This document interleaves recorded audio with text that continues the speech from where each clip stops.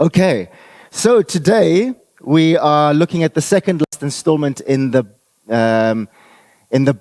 book of Genesis, and we're specifically looking at the life of Joseph.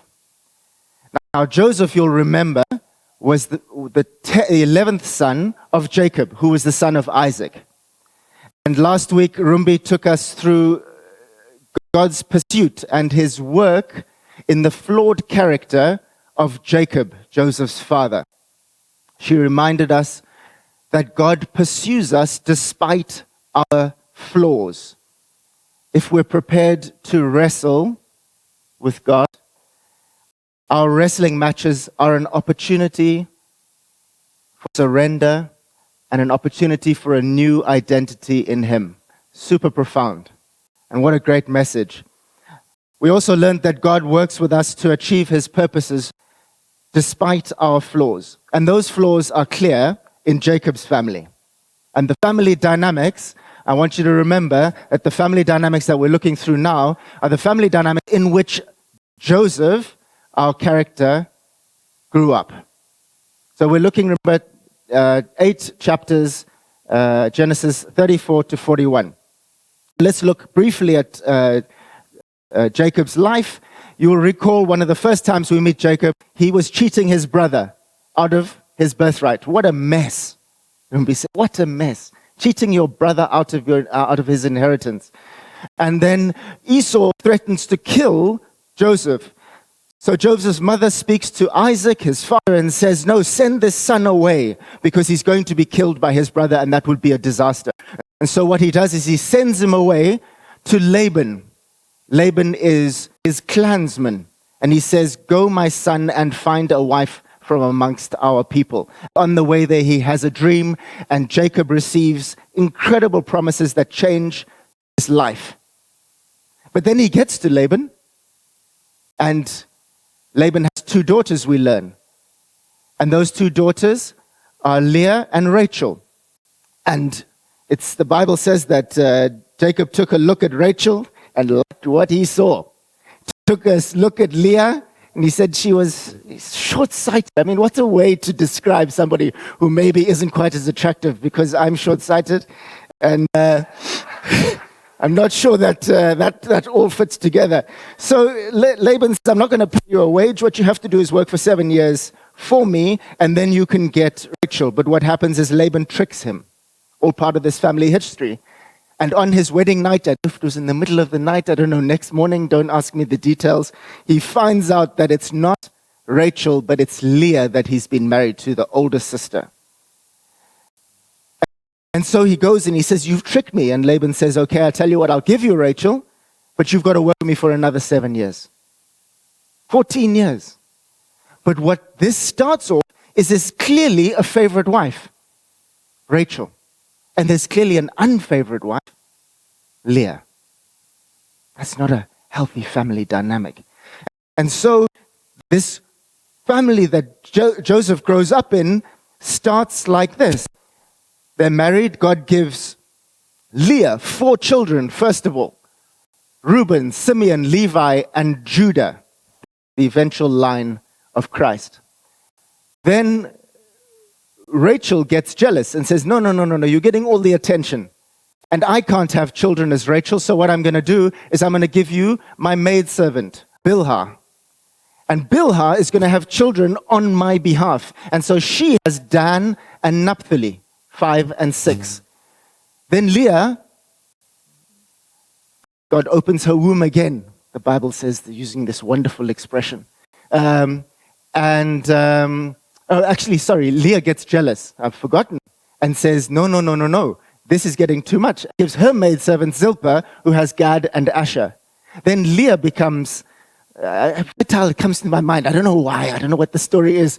Anyway, Leah has Issachar and Zebulun. I mean, this is messed up, guys. Bible says then God looked favorably on Rachel. And she has Joseph, number 11. The favorite wife to Jacob has her first son, number 11. And guess what happens? He is the absolute favorite. The apple of his father's eye. And to close this all off, in I think it's chapter 35, Rachel has Benjamin, which is the youngest of the 12 sons, and she dies in childbirth. And the family is distraught. But that's the family dynamic. All this jostling. I haven't even mentioned the fact that one of Joseph's brothers is tricked into sleeping with his daughter-in-law, that she could become part of the family. One of Joseph's sisters, Dinah, is unfortunately raped. And then what the brothers do is they trick. This rapist comes in the Shechem, and he says, I want to marry your sister. I've slept with her, and I should not have. And they say, they're furious, but they say, okay, it's fine, but your whole family has to be, all the males have to be circumcised. So they go back to the town. They tell everyone, get circumcised. They think, this is on the down low, everything's going to be fine. But while they are still in pain from their circumcision, Joseph's brothers go and they kill every man in the town as retribution. Guys, how's this as a family dynamic?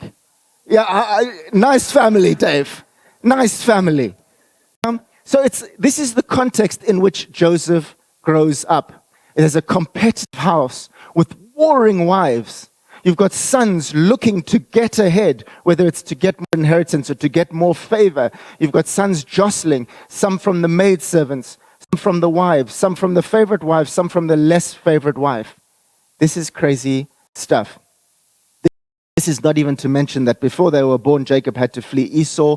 While they were born, Jacob moved his entire household away from Laban. I'm not even getting into that story. And so they grew up in this state of flux.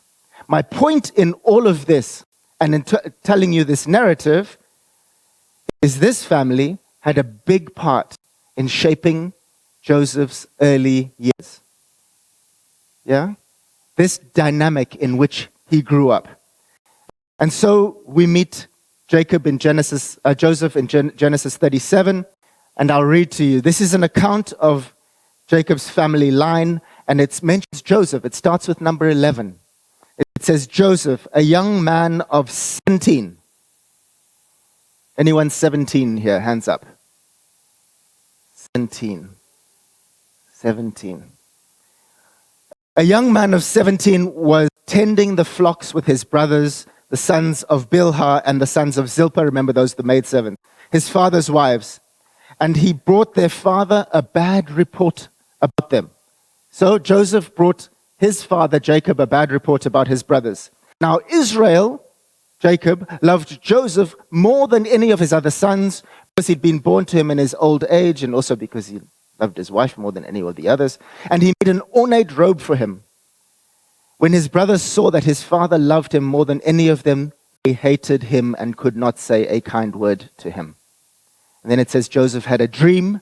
When he told it to his brothers, they hated him all the more. You see, this context in which he grew up, Jacob wasn't afraid to tout him as a favorite. Yeah? He made it obvious. I mean, it doesn't get more obvious than me giving Judah a multicolored robe and letting him walk around. And I go to Pep stores, or I go to bend over for clothes for the rest of my kids. But Judah, I go to Edgar's and I buy him a multicolored robe. Yeah? Doesn't get more obvious than that. Joseph, he reacts to that. He becomes a sellout. He sees something happening in the fields with his brothers. He goes straight back to his father. This is what they were doing. This is what they were doing. Do you know the amazing thing here? The amazing thing is that, as with Jacob, God was with Joseph. His favor, based not on what he did, but based on the fact that his favor was on him. By the way, like his favor is on us when we accept him. But his favor was on Joseph. And it's apparent. And even in his dreams, Joseph's had two dreams when he was young. He had a dream about a whole lot of sheaves in the field, and then all the other sheaves of wheat. All the other sheaves, so a sheaf is a bundle of wheat like this, and all the other sheaves bowed down to his sheaf. That's not a subtle message I'm saying here. Okay? And then he says, and I saw the sun, moon, and stars. And they were bowing, and 11 stars, he says. He doesn't say the sun, moon, and stars. He says sun, moon, and 11 stars. Let me count my brothers. There's 11 of you. There's a hint in that. Sun, moon, and 11 stars, and they bowed down to me. Yeah? Now, imagine, just for a moment, your younger brother, some of you might find it easier because you've got younger brothers or younger sisters, coming to you and in dead seriousness tells you, you're going to bow down to me. Not, not ha ha ha, I'm just joking. Like, you're going to bow down to me. How would that make you feel? Not so special, huh? Who do you think you are? You see, despite this obvious gifting that he had, he flaunted his favorite status. And his brothers hated him from his father. His father thought he was fair. His brothers hated him. He tactlessly told on about his brothers and his dreams. And he told his brothers his dreams without even thinking about it, without even filtering it. And they hated him more. I'm surprised in the first part of this passage how much the Genesis chapter says about how much they hated him. It doesn't mean they disliked him, they hated him, and then they hated him more. And such is unpopularity that one day his father sends him to his brothers, and his brothers see him coming from afar and say, we will kill him. He was so unpopular that they said, we will kill him. And one of his brothers, I think it was Reuben, says, no, let's not kill him. Let's put him in a cistern, a big underground storage place for water. Let's put him in a cistern and let's see what we do, and thinking that he's going to go and rescue him later. So he cut a break there. And then another brother, I think it was Judah, said, there's a caravan coming of slave traders, Ishmaelite slave traders. Let's sell him to the slave traders. I mean, it's all still messed up. Yeah? And so they sell him to the slave traders for 20 pieces of silver. And they go back to the father taking that same robe covered with goat's blood. And they say, we can't find the brother. And he's obviously died. Jacob mourns. That's the first part of his life. And in this, we're given a clear message. He had skills, he had talent, and he had God's blessing. But his family background and the environment that he grew up in gave him no wisdom or maturity to deal with it. This had very profound implications for his life and the life of those around him. So, this is a very important juncture. Skills, blessing from God, but no maturity, no wisdom, because he grew up in a dysfunctional household. So now he's sold into slavery. He arrives in Egypt because that's where these guys are heading. And let's look at the chronology of this next section. So he's exiled from his father, from all he knows. He's sold into slavery, and he's bought by? Who is the chap that bought him? Potiphar. Very good. Potiphar is the captain of Pharaoh's guard. So he's a pretty important guy in Egypt, and he's set to work in his household. And, Sophia, the Lord was with Joseph so that he prospered, and he lived in the house with his Egyptian master. When his master saw that the Lord was with him and that the Lord gave him success in everything he did, Joseph found favor in his eyes and became his personal attendant. Potiphar put him in charge of his household, and he entrusted to his care everything he owned. From the time he put him in charge of his household and of all that he owned, the Lord blessed the household and the Egyptian because of Joseph. The blessing of the Lord was on everything Potiphar had, both in the house and in the field. So Potiphar left everything in Joseph's care, and he didn't concern himself with anything except the food he ate. I'm looking for somebody like that. No, I'm joking. I can't. My love. I'm just saying. That's actually I never ad-lib when you're talking about your wife. You always have thought through the implications of what you're saying. I'm not going to look that.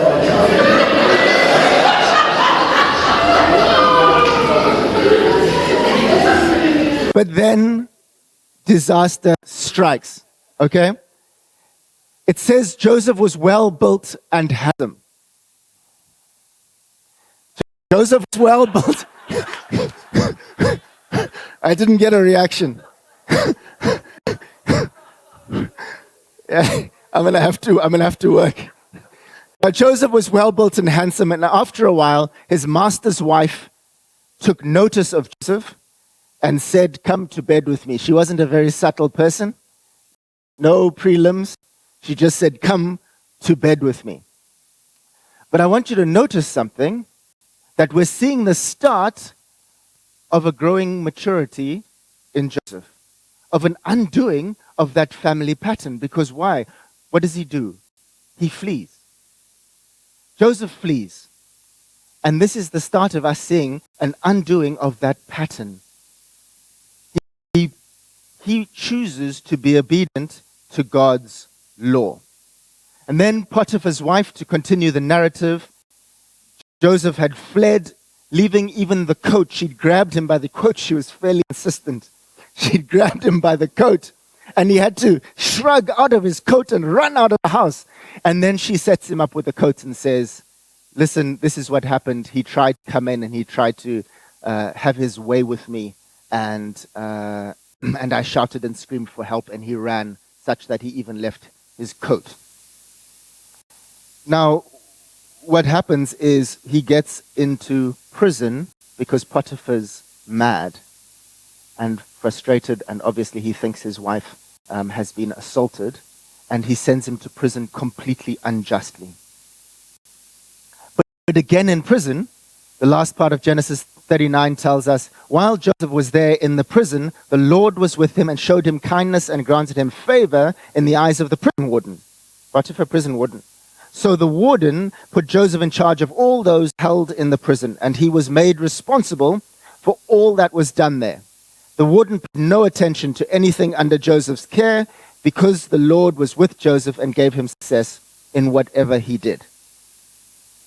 You see, despite being in prison, Joseph again shows an increasing maturity and wisdom in deciding to work hard, get his head down, focus on making sure that where he was doing what he was meant to do.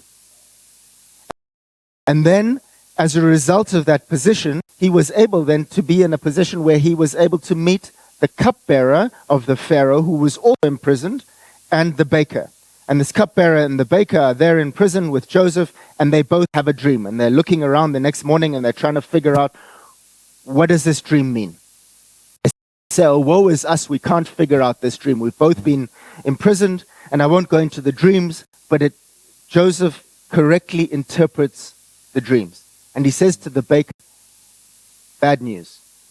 Within 3 days, your head is going to be cut off and you're going to have it impaled on a stake," which is not great news to have to give. But to the cupbearer, he says, "Within 3 days, you will be exalted and put back into your position." And Pharaoh has a feast, and indeed, that is exactly what happens. You know, despite being in prison still, and God not rescuing him yet, it's instructive to see what he says when they ask him to interpret the dreams. This youngster who had all the attention on him when he was growing up, and all he wanted was attention, he says, "Not all interpretations belong to God. Tell me your dreams." Deflecting glory, deflecting the right to be looked at to God. And then what happens? So again, I want you to note this progression of maturity that we can see. what happens is he asks the cupbearer to remember him because, hey, you're right there with Pharaoh. Just mention me. Tell him what's happened. But for not a month, not 2 months, not 6 months, but 2 years, the cupbearer forgets about him completely. Completely. Doesn't even mention him until one day Pharaoh wakes up and says, I've had dreams. Of course, when Pharaoh has dreams that he's confused about, I can imagine the whole household scurrying around. And then the cupbearer says, woe to me. Says something like, I'm a very bad man. He says, because when I was in prison, there was this guy, Joseph, who told me, and he tells him the story of how he was in prison and how he told him the dream and how he was exalted. And Pharaoh says, send for him. And first they get Joseph all shaved up and cleaned, which also says something. But then Pharaoh pulls Joseph Pharaoh pulls Joseph in front of him and says, I had 2 dreams. And the first dream was that there were 7 fat, sleek cows. And out of the river Nile, and they were at the banks of the river Nile, and out of the Nile came 7 skinny, gaunt cows. And those 7 skinny, gaunt cows ate up the 7 fat cows. Cowed them. That's right, Pusisa. Yeah? And then had another dream. And that dream was that there were 7 husks of grain, 7 stalks of grain beaten by the east wind. And though there were 7 fat heads of grain and 7 of these beaten up husks of grain, and those 7 beaten husks of grain ate the 7 fat heads of grain. And he says, Joseph, what's going on here? And Joseph says, again, let's trace the maturity. I cannot do it. In other words, interpret the dream. Joseph replied to Pharaoh, but God will give Pharaoh the answer he desires. Are we seeing him growing? Are we seeing him deal with where he comes from? So he says, well, what's happening here is that the 7 husks and the 7 skinny cows represent 7 years of famine, which will come after 7 years of the fat cows, of the lovely stalks of grain, and those are years of plenty. And so what you need to do is during the 7 years of plenty, which we're about to experience in Egypt, I want you to store 20% of everything you have in storehouses. Or not I want you to. I would suggest that you, this is fair, I would suggest that you do that so that we have food for when the 7 years of famine come. And Pharaoh is impressed and says, what does he say? He says it on the next page. Verse 38. So Pharaoh asked them, can we find anyone like this man in whom is the Spirit of God? Then Pharaoh said to Joseph, since God has made all this known to you, there is no one so discerning and wise as you. 17-year-old? No one so discerning and wise as you? And contrast. You shall be in charge of all my palace, and all my people are to submit to your orders. Only with respect to the throne will I be greater than you. So, I mean, what a fascinating story. Could you have imagined that this unwise, immature 17-year-old would become the prime minister, second in charge in the land, put in charge of the most important thing to happen in that time? We're given an insight and progression into a progression in Joseph's life, and important clues and insights into what we can learn from his life. And that's what we're going to spend the next little time focusing on, what we can learn from him. Let's dig into 3 aspects of Joseph's life. So first of all, his family background and how he deals with it. Remember, he comes from a family where there was infighting, where there was murder, where there was betrayal, where there was distrust. He comes from all of that. Now bring it closer to home and think about whether, I'm not saying there was murder and betrayal in your backgrounds, but think about the things that maybe were not smooth sailing in your families of origin. He didn't have a choice over this background. It reflected in his youth and in the decisions of his youth. He made some poor decisions despite having God clearly with him. He was arrogant. He showed poor judgment. He flaunted his father's favorite tag. And he told his brothers that they would one day bow down to him. So we can understand. He could say, it's not my fault. Look where I come from. Look at my upbringing. It's not me. This is the household. It was a dog-eat-dog world. And you did what you did to stay ahead. If you needed to put your... He could explain all of that and maybe even justify it. But if he'd done that, would it have served his life or the life of those around him? I think clearly not. You know, his reaction got him sold into slavery. It broke his father's heart. His brothers sinned in selling him there. It was not a good outcome. I would say, despite the blessing of God clearly on Joseph, he could not serve himself, his family, those around him, and certainly not a nation, unless he dealt with the consequences of his family background. Now, Eloise has an expression, and she talks about when you're talking about family backgrounds, when you're a child and unaware of the implications or what's happening in your family background, you're a victim. Your reaction is not necessarily your responsibility. But when you become aware of it, when it's made clear to you that this is the environment you are or have lived in, maybe not as radical as Joseph's. When you're made aware of it, then the responsibility to react, you're no longer a victim, the responsibility to react is yours. So Joseph was a victim until a point that he got sold into slavery. And I think that being in the slave cart and however he was taken manacled to Egypt to be sold, obviously lots of time for reflection. Being a slave in Potiphar's household, being in prison, certainly a lot of time for reflection. I think he reached a fork in the road of his life. And he had two choices. He could either move into a perpetual cycle of blame, of victimhood, of saying, it's not me, it's my background. It's not me, it's my dad. It's not me, it's my four mums. It's not... He could either blame, or he could say, I trust in God, and I don't know how I'm going to do it, but I'm going to deal with the stuff that's in my past that's holding me back. And I'm to change the way that I act with God's help.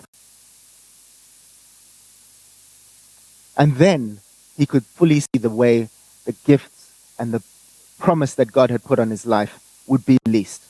So he had choices to make. He was at a fork in the road. And what do we see? We see Joseph's number 2 positive choices and decisions in a long season of hardship. Joseph was sold into slavery when he was 17 years old. He became prime minister at 30. That's 13 years of circumstances. 13 years of knowing that he had God's blessing on him. If you have a dream, man, if you have a dream when you are young and you believe it, which he most certainly did, like nothing else, like this is going to happen. My brothers are going to bow down before me.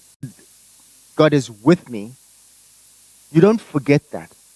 And yet, 13 years of being sold into slavery. 13 years of being framed by Potiphar's wife. Just as he's making something of things, he's then framed by Potiphar's wife and thrown in jail.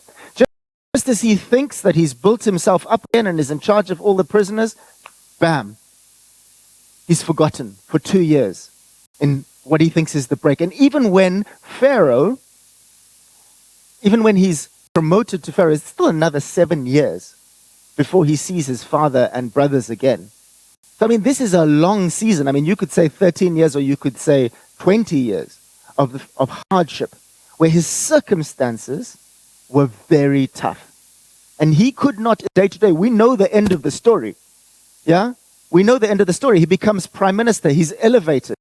Nobody greater in the land than him save Pharaoh. And yet he didn't know the end of that story. All he saw was slavery and prison and forgetting. That's all he knows. But here's the amazing thing. In this period of suffering, he made decisions that grew his character and wisdom for the responsibilities of leadership. You see, instead of moping and fuming at the injustice of his brothers, selling him into slavery, he leaned into what God had for him and not the circumstances around him, what he believed God had for him, even when he couldn't see it. When he was tempted by Potiphar's wife, instead of saying, what chance is there for me? Maybe I can get myself ahead and have a bit of fun. Because who knows? He was a slave. There was no chance for him. It's not like he's going to go and marry a princess or he could see his circumstances, and yet he believed God. And that was more important than the circumstances around him. And so he fled. And when he was falsely jailed, he didn't blame his circumstances and go around telling everyone how innocent he was. What he did was he says, I'm going to work hard and I'm going to honor God. And when everyone saw that God was with him, they promoted him and gave him more responsibility. We can see his character growing as he says to the cupbearer and then Pharaoh, God is the one, not me. I'm not going to try and get ahead. He continues trusting even when he's forgotten. And when Pharaoh finally makes him minister, I mean, yes, he's been promoted, but wouldn't it have been a disappointment if he'd sent his brothers to exact retribution? I mean, we forget that he didn't do that. His brothers sold him into slavery. It shows that he did not have bitterness. That he had trusted in God, worked on his character. And God had worked with him to ensure that he was able to forgive his brothers, which is, I'm sure, what we'll hear next week. You see, Joseph is able to make positive decisions through his period of suffering because he's looking to God and not the circumstances around him.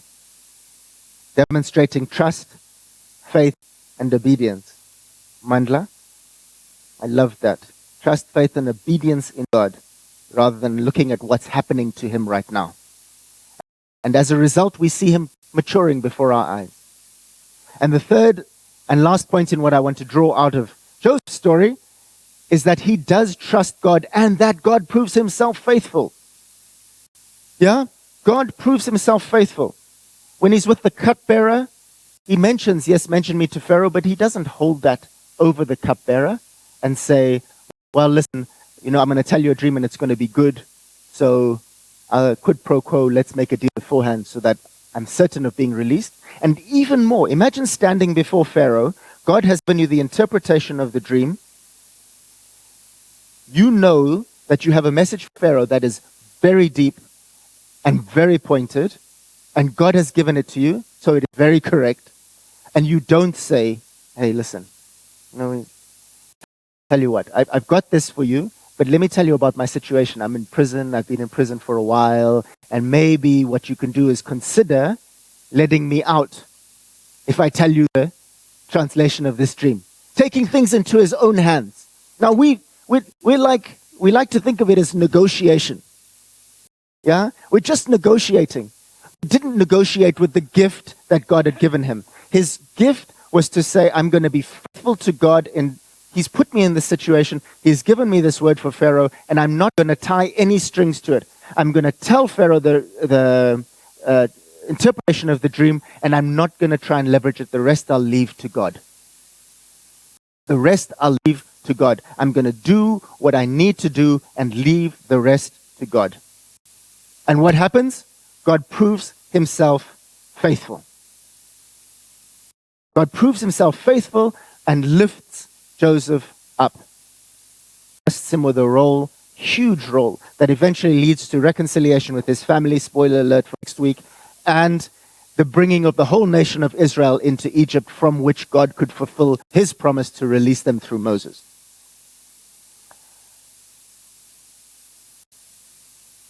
God's faithfulness to him, to Joseph, as with his faithfulness to us, combined with Joseph dealing with the results of his dysfunctional family past and making decisions that honor God despite the circumstances not looking like God is there. All this leads to a story in which Joseph's able to provide salvation to his family and later the broader world.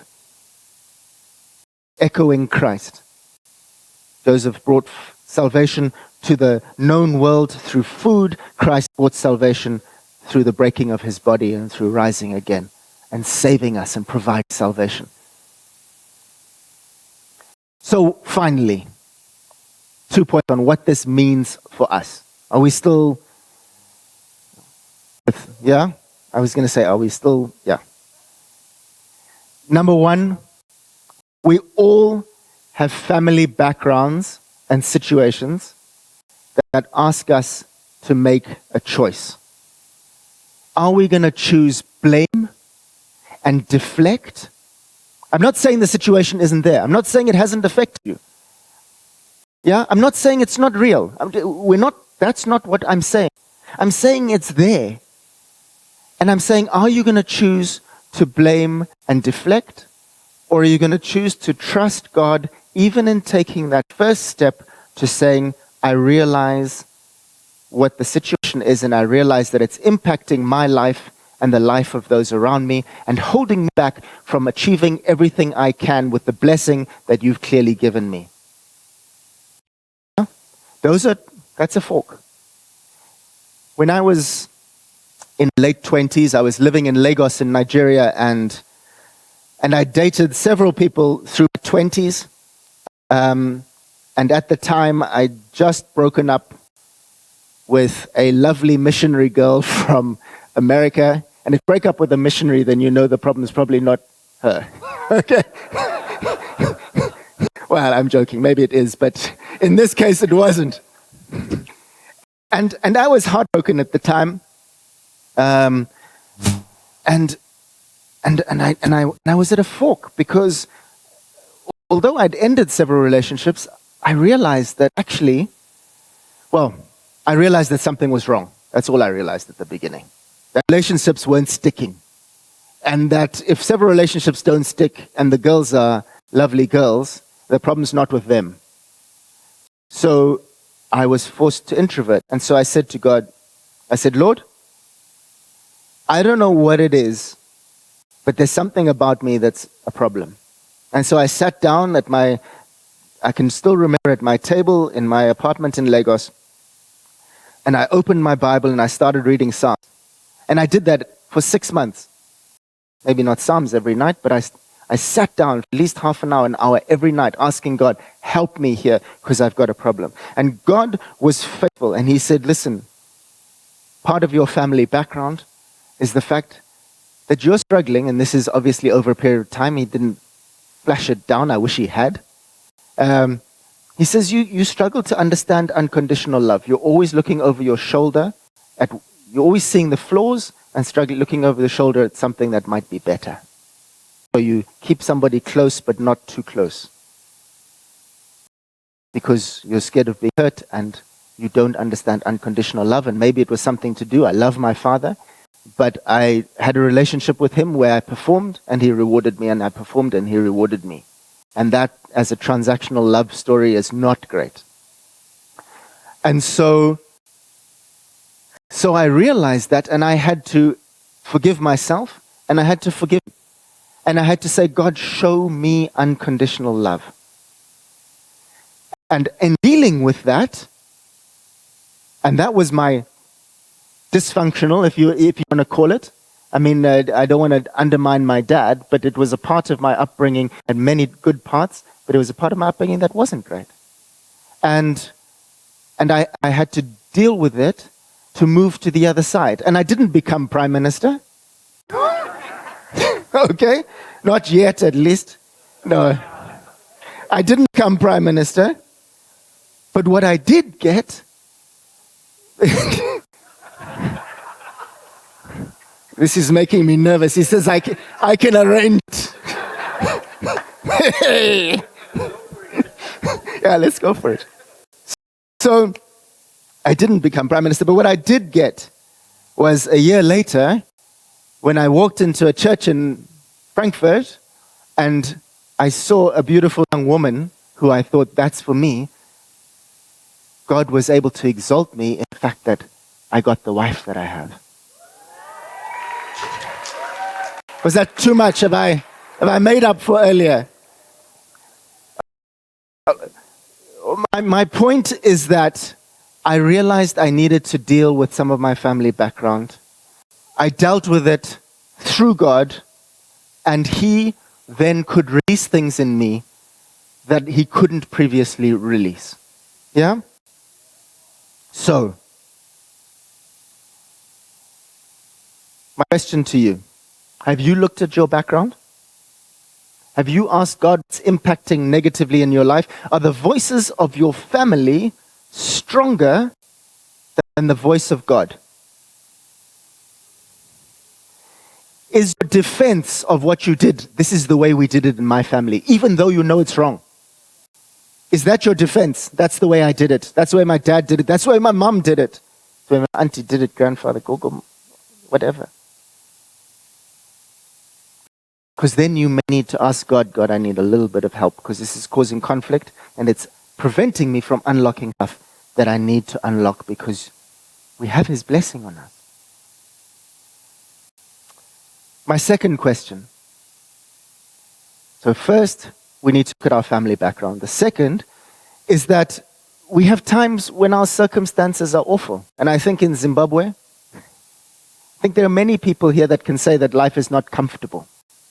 And that's an understatement for some, for most. So are we going to look at our circumstances? And are we going to say God is not in control and God is not here?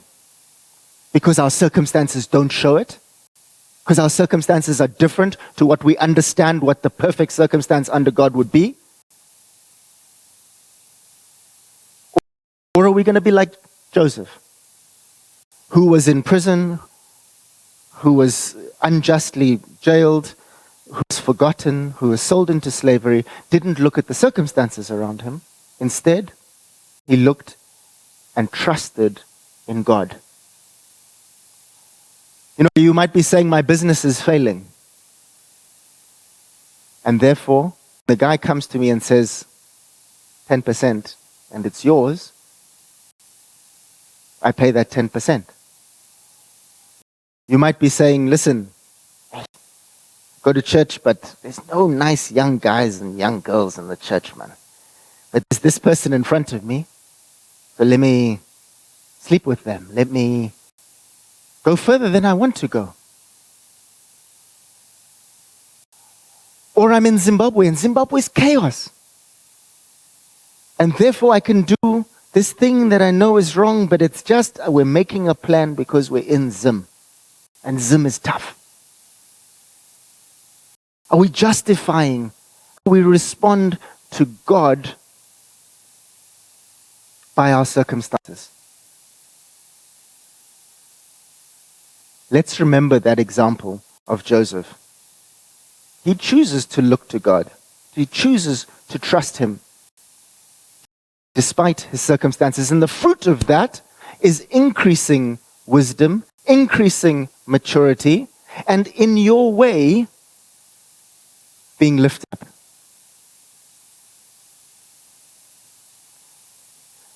So, I asked this morning, I point to the example of Joseph.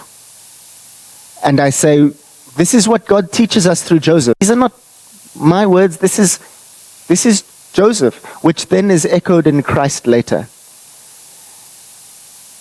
And I pray that each one of us will get what they need from Joseph with the Holy Spirit to be able to look to God, to trust Him, to be sanctified by our constant decisions to acknowledge Him and to follow Him even when it costs us. Thank you.